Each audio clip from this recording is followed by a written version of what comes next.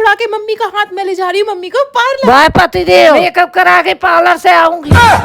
Mummy का ये रूप देख के तो पापा एकदम शौक ही हो गए। पापा से ज्यादा खुश तो आज मम्मी और उससे ज्यादा खुश मैं। मम्मी तो चलिए मेरे साथ टुक टुक पे सवार होके पापा करेंगे अब कन्नू की सेवा। और आगे छतरपुर भगवत गड्ढा पे परी मेकओवर, क्योंकि वो मुझे एकदम बड़ी बहन जैसा ट्रीट करती है और मम्मी को अपनी मम्मी मानती है। सबसे पहले कराए मम्मी का पेडिक्योर, लेकिन बिना नखरे करे हमारी इंडियन मॉम्स मान खा सकती है। इतनी भोली है मेरी मम्मी, करवाने ही से मना कर रही थी। लेकिन आज मम्मी की एनिवर्सरी है तो बेटी की चलेगी, ले आई थी मम्मी के लिए न्यू साड़ी। मम्मी को रेडी होते देख दिल गा रहा था, मम्मी मेरी सज रही है पापा के लिए। 57 साल की मेरी मम्मी ने अपने बालों में कभी भी कोई केमिकल यूज नहीं किया, ना मेहंदी लगाई, फिर भी मेरी मम्मी के बाल अभी तक काले हैं। तो हेयर स्टाइल में किसी प्रकार का केमिकल उनके हेयर में यूज करने के लिए मम्मी ने कर दिया था साफ इनकार, तो हमने बना दिया जूड़ा। मेरी मम्मी हमेशा कृष्ण जी की भक्ति में ही लगी रहती है, कभी मेकअप श्रृंगार करती ही नहीं। लेकिन मम्मी के स्पेशल डे पे श्रृंगार करना तो बनता है। जैसी मेकअप की बारी आई मम्मी करने लगी नखरे। पार्लर वाली दीदी को तो साफ मना कर दिया, मैं भी उनकी बेटी हूँ। मैंने बोला अरे मम्मी मैं अपना मेकअप करूंगी, थोड़ा थोड़ा जो बचेगा वो आपको लगा दूंगी। तो मम्मी रेडी हो गई। 30 साल पहले मम्मी के देवर ने उनकी लिपस्टिक का मजाक उड़ा दिया था, तो उनने आज तक लिपस्टिक ही नहीं लगाई। बोलती है रिश्तेदार दिखेंगे तो मजाक उड़ाएंगे। मैंने बोला मम्मी आज आपका खास दिन है, रिश्तेदारों को छोड़ आप तो ये बताओ लिपस्टिक का शेड कौन सा लगाना है। यार मेरे दिल की क्वीन की एनिवर्सरी है तो उनकी प्रिंसेस का रेडी होना भी तो बनता है। थप्पड़ नहीं रे बाबा, ये तो मेरी मम्मी का प्यार जताने का तरीका है। आपको लग रहा होगा मैं झूठ बोल रही हूँ, लेकिन सच्ची में मेरी मम्मी लाइफ में फर्स्ट टाइम मेरे बनाने पे इतना लाइनर लगवाने के लिए रेडी हुई है, आईब्रोज बनवाने के लिए। साड़ी की मैचिंग की करी बिंदी सेलेक्ट, लेकिन बिंदी लगाने के बाद भी लग रहा था कुछ अधूरा अधूरा। अच्छा सिंदूर रह गया। तो अपने पापा की लंबी उम्र के लिए मम्मी की लंबी मांग में खूब सारा सिंदूर भरा। और ये रहा मेरी मम्मी का फाइनल लुक। जल्दी बताओ 10 में से कितने नंबर दोगे? हाय कितनी सोहनी लग रही है मेरी मम्मी, कहीं मेरी नजर न लग जाए। जल्दी से काला टीका लगा दिया। मम्मी को सालों बाद इतना खिलखिलाते हुए खुश देखा। अब बाहरी है पापा का रिएक्शन देखने की। शादी के 40 साल बाद मम्मी जो इतना रेडी हुई है फिर से। और जैसी होटल में मम्मी की एंट्री हुई थी पापा तो हो गए घायल।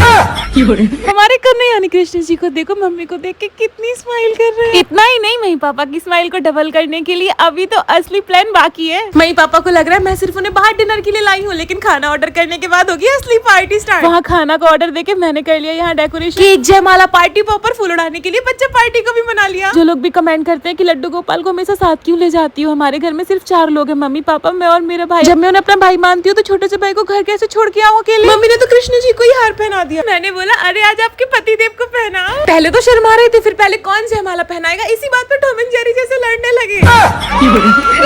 बुढ़ापे में शादी करवा दी। चुप, मैं जवान हूँ। मई पापा ने तो केक भी मेरे और भाई के साथ काटा। सबसे पहले लड्डू ने खाया। केक कह सकती हूँ ना कि अपने मई पापा की शादी में मैं भी थी। इतनी खुश हो गई मम्मी जब मेरा लाया गिफ्ट पापा ने मम्मी को अपने हाथों से पहनाया। बच्चों को खिलाई रेशमा। सबसे पहले मम्मी ने खिलाया, भैया को रसगुल्ला बोली तभी खाऊंगी। डिनर में मैंने ऑर्डर किया था